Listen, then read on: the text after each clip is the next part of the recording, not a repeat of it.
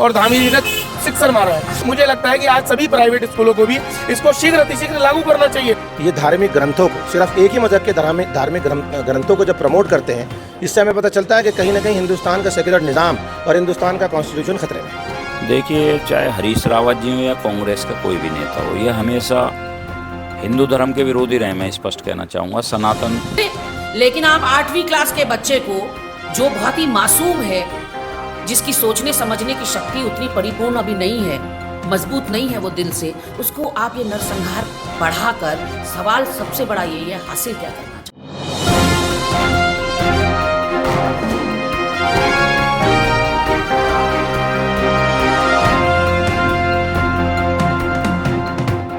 देख रहे हैं उदय प्रभात न्यूज़ और इस समय हम पलटन बाज़ार में मौजूद हैं। आप मेरे साथ विकास वर्मा जी मौजूद हैं। विकास जी, अभी 2 दिन पहले उत्तराखंड सरकार ने आदेश लागू किया है कि सरकारी स्कूलों में गीता का पाठ अनिवार्य है, कम से कम एक श्लोक सुनाना अनिवार्य है। ये आदेश आने के बाद तमाम विवाद की स्थिति उत्पन्न हो गई है। तमाम नेशनल चैनल से लेकर अखबार इस चीज़ से भरे पड़े हुए हैं कि आखिर गीता का पाठ ही अनिवार्य क्यों किया गया है, अन्य धर्मों के पाठ क्यों नहीं पढ़ाए जा रहे हैं। देखिए, सिर्फ गीता का ज्ञान ही है जो आपको वास्तविक राह की एक पकड़ बताता है कि ये रास्ता क्या है, मार्ग क्या है धर्म स्थापना का। और मैं कह रहा हूँ, देवभूमि में जब इस प्रकार के प्रयास हुए हैं, जब सनातन की रक्षा के लिए हुए, सनातन मान बिंदु की रक्षा के लिए, और धामी जी ने सिक्सर मारा है, तो और ये सिक्सर भी धामी जी के द्वारा लगाया गया, मुझे लगता है पूरे देश में आवश्यकता है। और देखिए, जब हम बात करते हैं गीता के ज्ञान की, तो आज सबसे ज़्यादा आवश्यकता गीता के ज्ञान की है, क्योंकि जिस प्रकार अहिंसा के चंगुल में हिंदू समाज फंस गया है। और मैं ये सदैव से कहता हूँ कि अगर अहिंसा पूज्य होती, कृष्ण क्यों गीता सुनाते, और शांति हेतु युद्ध निश्चित, भेद क्यों हमको बताते। क्या ये युद्ध ही नहीं है? ये युद्ध ही तो है कि एक लगातार पेपरों के माध्यम से, छोटे छोटे पोर्टल्स के माध्यम से एक सूचना प्रभाव के लिए डाली आ रही है कि मुख्यमंत्री से वापस लें। ये युद्ध है, और आज का जो युद्ध है विचारधारा का युद्ध है। तो हमें ये लड़ना होगा, और किस प्रकार से लड़ना होगा कि अपने बच्चों को स्कूल के पाठ्यक्रम जो गीता का ज्ञान है वो तो ले ही रहे, प्लस अपने घर पर भी। और मैं आपके माध्यम से ये कहना चाहता हूँ कि हमने मुख्यमंत्री धामी जी के लिए, अपने एक समाज सेवक हैं, उनके द्वारा 1 टक गीता जी भेंट करने के लिए कहा है। चलिए, बहुत सुंदर निर्णय है आपका ये। जिस प्रकार विकास जी अभी सरकारी स्कूलों में नियम लागू किया गया है, क्या इसके बाद ये मानते हैं कि निजी स्कूलों में भी गीता का पाठ, गीता के श्लोक अनिवार्य होने चाहिए? देखिए, क्या बुरा है उन श्लोकों में? परित्राणाय साधूनां विनाशाय च दुष्कृतां धर्म संस्थापनार्थाय संभवामि युगे युगे। अरे, दुष्टों के नाश के लिए, सज्जनों की रक्षा के लिए, धर्म की स्थापना के लिए गीता का ज्ञान है। तो बताइए कहाँ गलत है? क्या गीता गलत कहाँ सिखाती है? कौरव पांडव दोनों भाई थे, सिर्फ धर्म और अधर्म का युद्ध था। आज भी धर्म और अधर्म का युद्ध है। जो SC/ST के नाम से, कल मैं समाचार पत्र में देख रहा था, उन्होंने विरोध किया। अरे, मैं कह रहा हूँ मुख्यमंत्री जी, काल नेमी अब हम सड़कों पे नहीं, इनमें भी ढूंढने पड़ेंगे। ये सब लोग ईसाई बन चुके हैं। SC/ST और बाबा साहब का नाम सिर्फ ये समाज को जोड़ने के लिए, अपने समाज के साथ जुड़े रहे, इसलिए उपयोग करें, नहीं तो पूरी तरह से वामपंथी विचारधारा के चंगुल में है, ईसाई बन चुके हैं। और इनकी जांच करने की आवश्यकता है कि ये लोग जो सरकारी सुविधाओं का लाभ ले रहे हैं, जो ये धर्म परिवर्तन कर ही चुके हैं, मतांतरण अपना कर ही चुके हैं, तो अब ये आपके हित के नहीं है, तो इनकी जांच करना भी आवश्यकता है। ठीक है, अभी हम मुख्य बिंदु पर बात करना चाहेंगे। जैसे सरकारी स्कूलों में गीता श्लोक को अनिवार्य किया गया है, क्या इसके बाद हमारा विषय था कि निजी स्कूलों में भी होगा? और चूंकि सरकारी स्कूलों में लागू करने का मतलब ये होता है कि वो सरकार से लाभ ले रहे हैं, सरकार के उस पर चल रहे हैं पूरी तरह से, तो क्या आने वाले समय में मदरसे भी सरकार से लाभ ले रहे हैं, तो क्या उनमें भी? देखिए, मैं कह रहा हूँ, अभी विरोध करने वाली बात होती तो इस्लामिक मतावलंबियों ने इसका कोई विरोध नहीं किया। इवन की मदरसों ने कहा है कि हाँ, हम गीता के ज्ञान को अपने बच्चों को पढ़ाएंगे।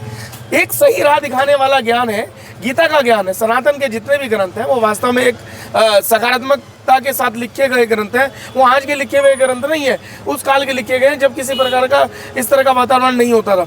और मुझे लगता है कि आज सभी प्राइवेट स्कूलों को भी इसको शीघ्र अतिशीघ्र लागू करना चाहिए। और नहीं लागू करते तो मुझे लगता है अभिभावकों को, जो सनातनी अभिभावक हैं, वो अपने जिन स्कूलों में अपने बच्चों को भेज रहे हैं, वो वहाँ पर कहें कि गीता के लिए भी एक क्लास आपको लगानी ही चाहिए। क्या निजी स्कूलों में गीता के श्लोक को लागू करने के लिए आपने कुछ आवाज़ उठाई है? इसके लिए देखिए, हम लगातार क्या है, गीता की जो ग्रंथ है वो हम वितरण कर रहे हैं, बांट भी रहे हैं। और आपने देखा होगा हनुमान चालीसा पाठ में हमने लगभग करीबन 300 से 400 गीता जी के ग्रंथ को हमने लोगों को दिया है। लेकिन हम एक सिर्फ पुस्तक मान के उसको नहीं दे रहे, हम कह रहे हैं इस गीता के ज्ञान को आत्मसात करें। समाज में कौन दुष्ट है, कौन पवित्र है, कौन धर्मात्मा है, इसका आप विश्लेषण कर सकते हैं। ये गीता का ज्ञान है। समाज में आप क्या गलत घट रहा है। एक नारी के लिए महाभारत हो गया, एक नारी के सम्मान के लिए महाभारत हो गया, करोड़ों लोग मारे गए सिर्फ एक नारी के सम्मान के लिए। आज कितनी नारी है अपमानित हो रही है, कौन बोल रहा है? ये गीता का ज्ञान है भाई। मेरे प्रदेश के बच्चे सुरक्षित रहे, ये गीता का ज्ञान है। ठीक है विकास जी, अभी 2 दिन पहले सोशल मीडिया पर आपने आवाज़ उठाई थी कि कांवड़ियों के साथ यहाँ सही व्यवहार नहीं हो रहा है, पुलिस का रवैया कांवड़ियों के प्रति अच्छा नहीं है। अभी क्या हो रहा है, कांवड़िए यहाँ से आ रहे हैं और बॉर्डर से निकलने के बाद जैसे ही यूपी के क्षेत्र में जा रहे हैं, मेरे पास कुछ वीडियो आई उनसे संबंधित, तो उसमें कांवड़िए योगी जी की जय जयकार कर रहे हैं और धामी जी के लिए उनके विचार अच्छे नहीं है। देखिए, अच्छे नहीं है, आप यहाँ देखिएगा। और ये धामी जी को नहीं पता ये क्या घट रहा है। कल घंटाघर चौक पर यहीं पर एएसपी प्रमोद जी के नेतृत्व में कावड़ियों को चालान काटे गए। मेरी बहस हुई, लड़ाई हुई, उसके बाद मैंने पोस्ट डाली। मैंने कहा तुमको कावड़िए दिखते हैं, जुम्मे के दिन नमाज पढ़ने वाले 4-4, 5-5 लोगों की मेरे पास वीडियो है। ईद के दिन यहाँ से मस्जिद से ईदगाह से निकलते हुए सैकड़ों हजारों लोग जाते हैं, टोपी पहन कर जाते हैं, हम किसी को नहीं रोकते। क्या कारण है इसके पीछे विकास जी? देखिए, कारण यही है कि एक समुदाय एकत्रित होकर अपनी बात मनवाने का दम रखता है तो कहीं ना कहीं शासन प्रशासन और सत्ता झुकती है। हिंदू समाज महान है, कमजोर है। आज कावड़ियों को कमजोर समझा जा रहा है। अगर यही कावड़िए 500-700 की तादाद में, क्या मजाल पुलिस ऐसे काम कर दे। कल 4 कावड़ी खड़े, चारों को चालान काटने के लिए तत्पर, सर पर हेलमेट लग के आप फोटो खिंचवा रहे हैं, दिखाने का प्रयास कर रहे हैं। तो मेरा एक निवेदन है माननीय मुख्यमंत्री जी से, जिस प्रकार से ब्यूरोक्रेसी में उनके अपमानित करने वाले कार्य किए जा रहे हैं, उनको लगाम लगाने की भी आवश्यकता है। तो क्या ये माना जाए सीधा सीधा कि ब्यूरोक्रेसी में शासन प्रशासन पर सरकार की कोई लगाम नहीं है? देखिए, मुझे लगता है कि धामी जी को पुराने समय में जैसे राजा महाराजा रात को शॉल पहन के चुपचाप निकलते थे, धामी जी कभी ऐसा तो करके देखे। उन्हें पता लग जाएगी ब्यूरोक्रेसी कितना उनको नुकसान पहुंचा रही है। आज रात के समय थाने चौकी खाली है। अगर कोई पीड़ित मदद के लिए आता है, 4 दिन से एक महिला ISBT चौकी पर पहुंच रही है हर्ष अरोड़ा के पास, और उनको टरकाकर वापिस भेजा है। उनके लिए कोई सुनने के लिए नहीं, और उनको चेतावनी दी जा रही है तुम हिंदुवाड़ी संगठनों के पास गई है। एक महिला को न्याय के लिए कल मैंने उन्हें ASP महोदय के पास भेजा, और अब मैंने सोमवार को उनको SSP साहब के यहाँ बुलाया। ठीक है, इस बारे में हम हर्ष अरोड़ा से भी आज बात करने की कोशिश करेंगे कि पूरा मामला क्या है। हाँ, अनिता राठौर नाम की वो महिला है, लगातार पीड़ा।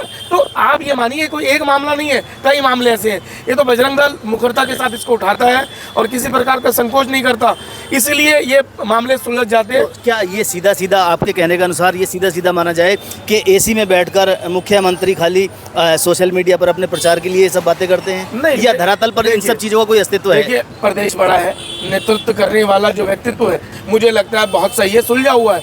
और अभी जो वो शिक्षक लगातार मार रहे हैं, उनकी जो पीछे इस समय बहुत अच्छी है।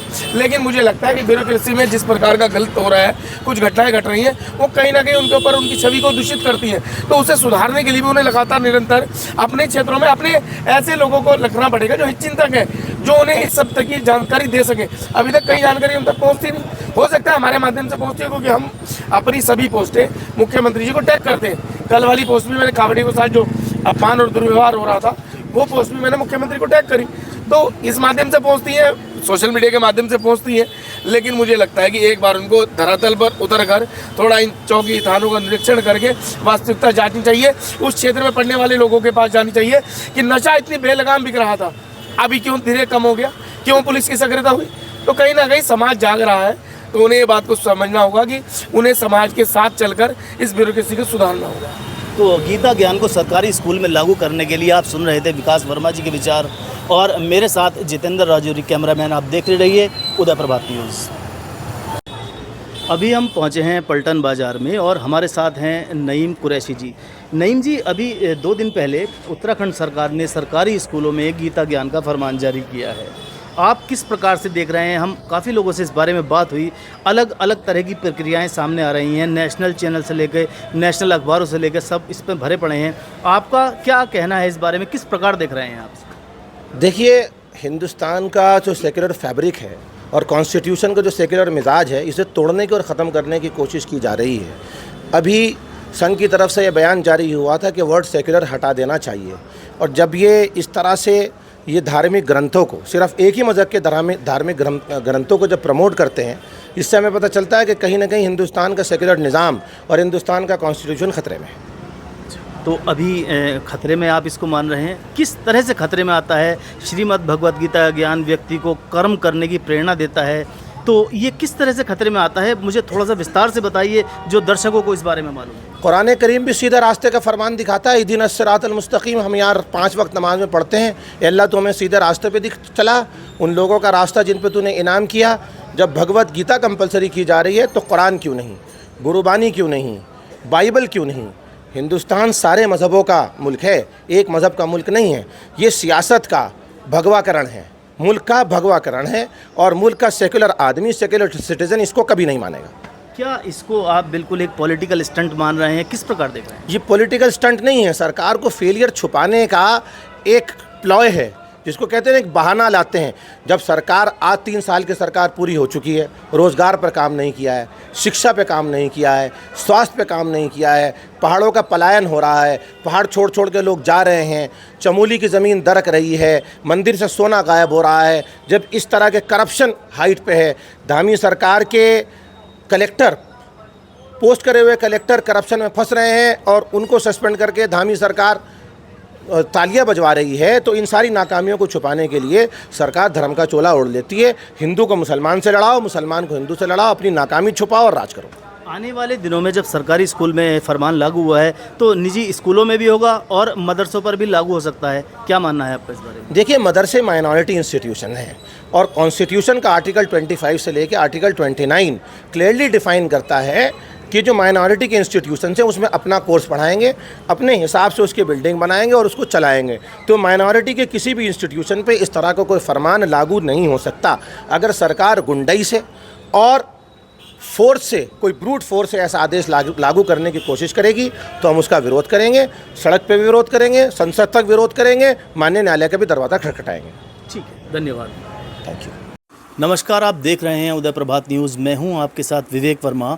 अभी बीते 2 दिन पहले उत्तराखंड सरकार ने सरकारी स्कूलों में गीता का ज्ञान को लेकर फरमान जारी किया है कि सरकारी स्कूलों में कम से कम गीता का एक श्लोक पढ़ाना अनिवार्य किया गया है। इस बारे में अनेक संगठनों के अलग अलग लोगों के तरह तरह के विचार सामने आ रहे हैं। सोशल मीडिया पर तरह तरह की चर्चाएं हो रही हैं। कितना सही है गीता के ज्ञान को स्कूलों में लागू करना और कितना गलत है, इस बारे में हम लोग राय ले रहे हैं। अभी हम पहुँचे हैं उत्तराखंड सफाई कर्मचारी आयोग के उपाध्यक्ष भगवत प्रसाद मकवाना जी के पास। मकवाना जी, आपका बहुत बहुत स्वागत है उदय प्रभात। धन्यवाद। क्या आपकी राय है इस बारे में कि सरकार का ये जो लागू किया है गीता का ज्ञान, इस बारे में आप क्या कहना चाहेंगे?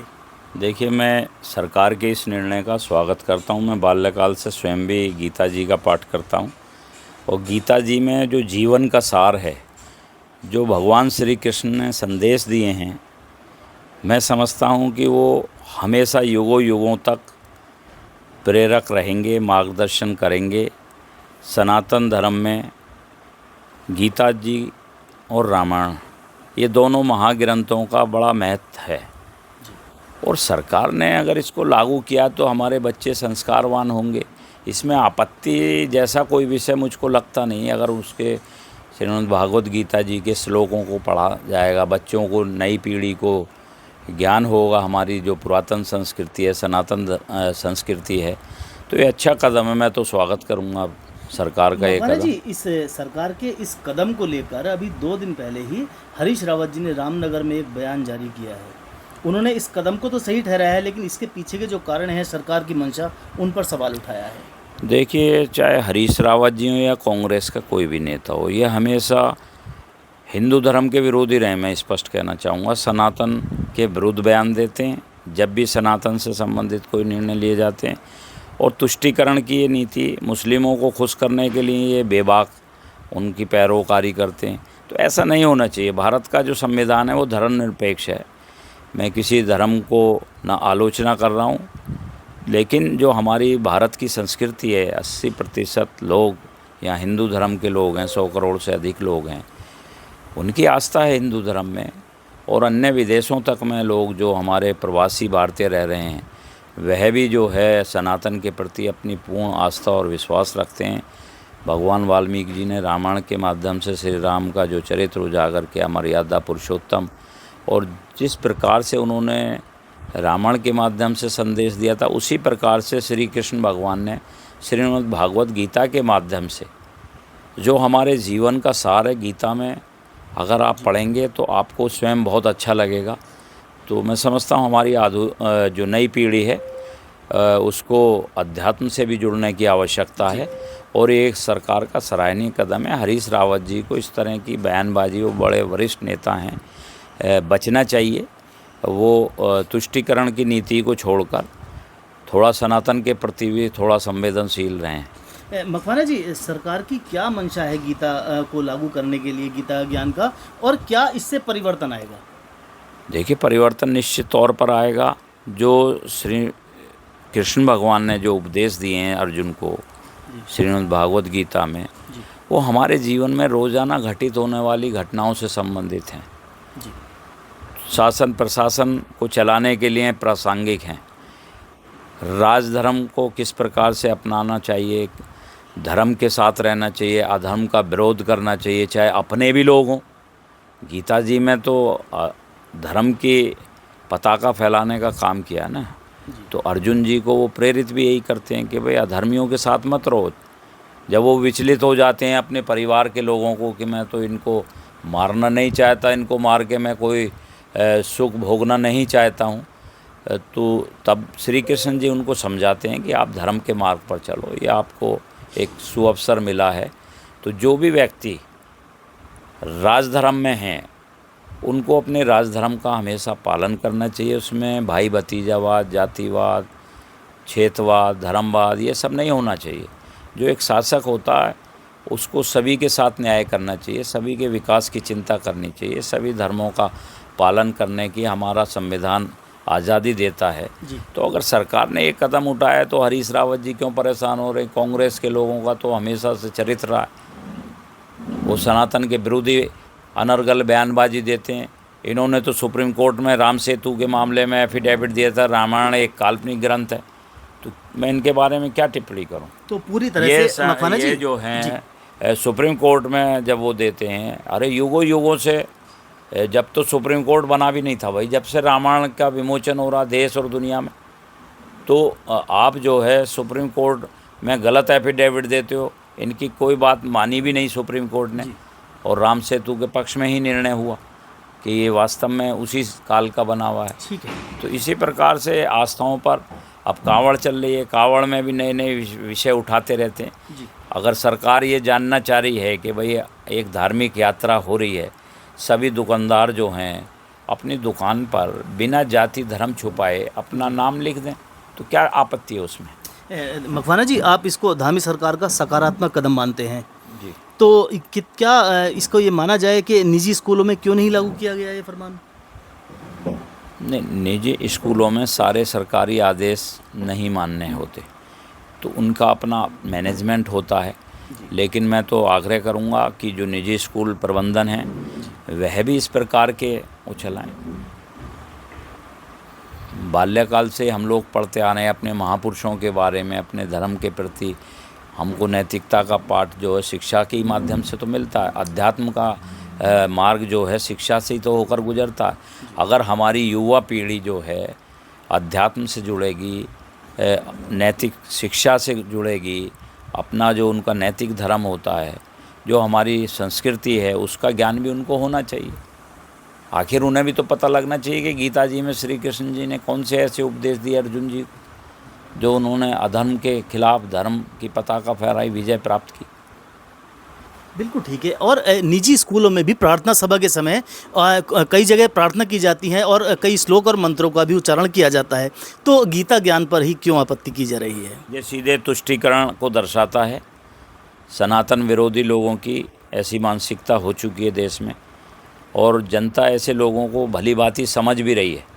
इसलिए आज ये लोग रसातल पर हैं, क्योंकि धर्म का जो विरोध करेगा वो निश्चित तौर पर अधर्मी कहलाएगा। यही मेरा कहना। जी, उदय प्रभात से बात करने के लिए बहुत बहुत धन्यवाद। आप हमारे साथ जुड़े रहिए, देखते रहिए उदय प्रभात न्यूज़। अभी 2 दिन पहले उत्तराखंड सरकार ने सरकारी स्कूलों में गीता का ज्ञान फरमान जारी किया है। कम से कम एक श्लोक सुबह प्रार्थना सभा के समय कराने का आदेश जारी हुआ है। इस बारे में तमाम संगठनों के अलग अलग विचार सामने आ रहे हैं, लोगों की क्या राय है। इस समय हम कांग्रेस भवन देहरादून में मौजूद हैं और हम बात कर रहे हैं कांग्रेस के मुख्य प्रवक्ता गरिमा दसोनी से। गरिमा जी, क्या मानना है आपका, क्या राय है इस बारे में? ये आदेश जो लागू हुआ है, लोगों के अलग अलग विचार आ रहे हैं कि गीता का ज्ञान ही क्यों दिया जा रहा है। अन्य धर्मों में इस चीज़ को लेकर बहुत आवाज़ें उठ रही हैं। नहीं, निश्चित रूप से उठनी लाजमी भी हैं। मैं बिल्कुल इसके विरोध में नहीं हूँ। बिल्कुल गीता का पाठ होना चाहिए, श्लोकों का उच्चारण होना चाहिए, नहीं तो नई पीढ़ी को अपनी ज़मीन कैसे पता चलेगी, अपने संस्कार, अपने धर्म ग्रंथ, अपने पुराण, अपने वेदों की जानकारी कैसे मिलेगी। क्योंकि आजकल की नई पीढ़ी तो ज़ॉम्बी बनती जा रही है। उसके हाथ में तो एक मोबाइल फ़ोन है जिसमें वो इंस्टाग्राम पर रील देख रहा है और हर चीज़ फ़ोन के ज़रिए कर रहा है, तो उसकी अपनी सोचने समझने की शक्ति हम ख़त्म होते हुए देख रहे हैं। और कहीं ना कहीं जो एक शिष्टाचार उसके अंदर होना चाहिए, उसके आचरण में जो बड़ों के लिए सम्मान आदर होना चाहिए, जो हमारे देवी देवताओं के लिए ज्ञान होना चाहिए, वो नगण्य दिख रहा है। वो दिख नहीं रहा है कि नई पीढ़ी आगे को उसको ट्रांसफ़र कर पाएगी। तो ऐसे में ये बहुत ज़रूरी है कि जो बच्चे का बाल मन है, क्योंकि हमने स्टडीज़ भी देखी हैं, जब 5 साल या 10 साल की उम्र तक बच्चे को अगर आप जितनी भाषाएं चाहें उतनी सिखा सकते हैं, बच्चे के अंदर जितनी वैल्यूज़ चाहें उतनी इनकलकेट कर सकते हैं, तो जो छोटा बच्चा होता है वो इम्प्रेशनेबल माइंड होता है, यानी कि वो कुछ भी पढ़ ले या देख ले या बोल ले, वो उसके मन मस्तिष्क पर अमिट छाप छोड़ता है। तो गीता पाठ और श्लोक पाठ का बिल्कुल विरोध कहीं से कहीं तक नहीं है। हाँ, ये ज़रूर है कि ये संविधान विरोधी है। संविधान ये कहता है कि किसी भी धर्म के प्रचार प्रसार में सरकारी पैसा नहीं लगना चाहिए, और यदि लग रहा है तो फिर सारे धर्मों के लिए एक जैसा लगना चाहिए। तो मेरी आपत्ति सिर्फ इतनी है, क्योंकि हम भी केंद्रीय विद्यालय से पढ़कर या सरकारी स्कूलों से पढ़कर बड़े हुए हैं, और हमने भी तमसो माँ ज्योतिर्गमया, ये हमारी भी प्रार्थना हुआ करती थी। ओम भूर्भुवः स्वः, ये हमारी भी प्रार्थना हुआ करती थी। तो सवाल ये नहीं है कि हम भी यही प्रार्थनाएं करते थे, सवाल ये है कि हमारी जो शिक्षा थी वो समग्रता को लेकर थी। जहाँ एक और दिवाली बहुत हर्षोल्लास से असेंबलीज़ में मनाई जाती थी और उसका जो है बैकड्रॉप बताया जाता था, उसका बैकग्राउंड बताया जाता था कि दिवाली क्यों मनाई जाती है, वहीं हमने ईद को, हमने गुरु पर्व को, हमने क्रिसमस को बड़े हर्षोल्लास से अपने स्कूलों में मनते हुए देखा असेंबलीज़ में। वो दृश्य आज कहीं नज़र नहीं आ रहा है। तो आप गीता और श्लोक पढ़ाइए, उसमें कोई आपत्ति नहीं है, लेकिन सहिष्णुता बच्चों को सिखाइए, तो उनको टॉलरेंस सिखाइए। जी, ये माना जाए कि आप सरकार के इस निर्णय से पूरी तरह सहमत हैं कि ये निर्णय बिल्कुल ठीक किया है सरकार ने? नहीं, मैं आंशिक रूप से सहमत हूँ। मैं आंशिक रूप से सहमत ये हूँ कि आपने गीता का पाठ पढ़ाओ कहा, श्लोक पढ़ाओ, क्योंकि आप कोई नकारात्मक बात तो कर नहीं रहे।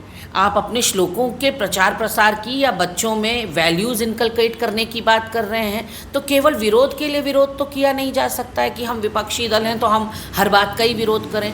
तो सकारात्मक बात है, बिल्कुल पढ़ाइए, लेकिन दूसरे धर्मों का आदर सम्मान भी इक्वली बच्चों के अंदर वो वैल्यूज़ बनाइए, क्योंकि रहना तो देखिए इसी समाज में है। उन बच्चों को भी जिनसे आप गीता के श्लोक पढ़वा रहे हैं, उन्होंने भी इसी समाज में रहना है, और हमारा समाज विभिन्न जाति, धर्मों, भाषाओं, पंथों, समुदायों का समाज है। तो बच्चा सस्टेन नहीं कर पाएगा अगर एकला चलो की राह उसको आप दिखाएंगे, अगर एक ही धर्म का हाथ पकड़कर बढ़ना सिखाएंगे, दूसरे धर्मों का आदर सम्मान करना नहीं सिखाएंगे, तो फिर उसका इस समाज में रहना या सस्टेन कर पाना, एग्जिस्ट कर पाना बहुत मुश्किल हो जाएगा। आप ही की पार्टी के शीर्ष नेता हरीश रावत जी ने बीते दिन रामनगर में बयान दिया है कि विशेष संस्था का नाम करके दिया है कि वो अपने विचार थोप रही है इस सब मामले में। तो क्या ये माना जाए कि संघ की विचारधारा थोपी जा रही है? नहीं, देखिए, माननीय हरीश रावत जी ने तो उसको बहुत बड़े स्तर पर व्यापकता में कहा। मैं बताती हूँ उसका आधार क्या है। और बिल्कुल संघ जो है हर विभाग में, हर डिपार्टमेंट में घुसकर, अपनी नाक घुसाकर सब कुछ बर्बाद करने पर तुला हुआ है, क्योंकि रावत जी ने ये क्यों कहा होगा वो भी मैं आपको बताती हूँ। 8वीं कक्षा की जो एनसीईआरटी की किताबें हैं उसमें एक व्यापक फेरबदल हिस्ट्री की बुक्स में किया गया है, इतिहास की बुक्स में किया गया है, जिसमें मुग़ल काल को बहुत ही बड़े स्तर पर अब 8वीं कक्षा के बच्चों को पढ़ाया जाएगा। और उसमें जो शब्द हैं वो बहुत ही दिल को दहला देने वाले, रोंगटे खड़े करने वाले शब्द हैं कि कितने क्रूर शासक थे, कितना ज़्यादा उन्होंने जनसंहार किया, कितना चारों तरफ खून ही खून बिखरा पड़ा था, 30,000 लोगों को तो अकेले अकबर ने मार दिया। तो ये सारी बातें आप हिंसा, नफ़रत, बदले की भावना सिखाकर 8वीं कक्षा के बच्चे को हासिल क्या करना चाहते हैं, हम ये पूछना चाहते हैं। और ये जो बदलाव हुआ है, ये जो 8वीं कक्षा में इतिहास का बदलाव हुआ है, ये राष्ट्रीय स्वयंसेवक संघ के इशारे पर हुआ है। ये सीधा सीधा आरोप हमारा है कि आज 11 साल हो गए, 12 साल हो गए मोदी जी को, तीसरा टर्म चल रहा है, अब याद आ रहा है कि देश जो है गलत हिस्ट्री पढ़ रहा था। ठीक है, आपका क्या मानना है, ये जो सिलेबस में परिवर्तन हुआ है, बदलाव किया गया है, ये सही है या गलत है? मेरा मानना है कि जिसको इतिहास में रुचि होगी वो वयस्क होने के बाद, परिपक्व दिमाग होने के बाद अच्छा क्या है, बुरा क्या है, कितना आत्मसात करना है, कितना ग्रहण करना है, कितना छन्नी से छान कर बहा देना है, ये सब जब एक दिमाग बन जाए, यानी कि एडल्ट हो जाए, जब एक व्यक्ति 18 साल से बड़ा हो जाए, एक व्यक्ति जिसको हम वयस्क कहते हैं हिंदुस्तान की भाषा में, MA BA में पढ़े ना, मुगल काल पढ़ना है मुगल काल पढ़े, मॉडर्न हिस्ट्री पढ़नी है मॉडर्न पढ़े, मिडीवियल पीरियड पढ़ना है मिडीवियल पढ़े, एंशिएंट पढ़ना है एंशिएंट हिस्ट्री पढ़े, जिसकी जो रुचि है उस हिसाब से वो MA BA करे। लेकिन आप 8वीं क्लास के बच्चे को, जो बहुत ही मासूम है, जिसकी सोचने समझने की शक्ति उतनी परिपूर्ण अभी नहीं है, मजबूत नहीं है वो दिल से, उसको आप ये नरसंहार पढ़ाकर, सवाल सबसे बड़ा ये हासिल क्या करना चाहते हैं। और अगर आज तक ये कहा जा रहा है कि आज तक हम अकबर द ग्रेट पढ़ते आ रहे थे, अब पता चला अकबर तो इतना खूंखार था, तो आप मुझे बताइए, अगर हमने अकबर द ग्रेट पढ़ा तो आपकी और मेरी पर्सनालिटी में कोई चेंज आया क्या उससे? अकबर ग्रेट था, नहीं था, क्या था, उससे हमारी पर्सनैलिटी में तो कोई बदलाव नहीं आता। इतिहास क्यों होता है? इतिहास शिक्षा देने के लिए होता है। It is to educate not to instigate. मतलब कि इतिहास शिक्षा देने के लिए होता है, किसी को उकसाने के लिए नहीं होता है कि देखो ये धर्म के लोग कितने बुरे थे, देखो तुम्हारे पूर्वज कितने बुरे थे, उन्होंने कैसे नरसंहार किया। मतलब आज के लोगों को आप इतिहास से जोड़कर उनको रिस्पॉन्सिबल क्यों ठहरा रहे हैं? और बॉटम लाइन जो क्वेश्चन है वो ये कि इस फेर बदल से आखिर हासिल क्या होगा? 8वीं कक्षा का जो मासूम बच्चा है उसको ये बताकर कि बाबर कैसा था, हुमायूं कैसा था, अकबर कैसा था, ये सब बताकर आप हासिल क्या करना चाह रहे हैं? एक चीज़ जोड़ना ये चाह रही हूँ कि फिर इतिहास तो ये भी है कि श्यामा प्रसाद मुखर्जी ने और अटल बिहारी वाजपेयी ने और सावरकर जैसों ने माफ़ी मांगी। वो जब हिंदुस्तान की आज़ादी का जंग लड़ी जा रही थी, उन्होंने कोई योगदान नहीं दिया, वो माफ़ी वीर साबित हुए और वो मुखबिर साबित हुए अंग्रेज़ों के। तो ये भी पढ़ाइए ना बच्चों को। अगर आप सोचते हैं कि फैक्ट्स बच्चों को पढ़ाना बहुत ज़रूरी है, जो सच्चाई है वो बताना बहुत ज़रूरी है, ये मैं कई डिबेट्स में बैठी इसलिए ये बात सामने से निकल कर आई कि बच्चों से क्यों छुपाएं, चाहे वो 8वीं के हों 7वीं के हों, उनको सच जानना ज़रूरी है। तो फिर बच्चों का ये सच जानना भी ज़रूरी है कि कैसे जो आज की भाजपा है कल की जनसंघ थी, और कल की जनसंघ ने कैसे हथियार डाल दिए अंग्रेज़ों के सामने और इस देश को गिरवी रख दिया। जी, उदय प्रभात से बात करने के लिए बहुत बहुत धन्यवाद। और मेरे साथ कैमरामैन साथी जितेंद्र रोजरिया, आप देख रहे हैं उदय प्रभात न्यूज़।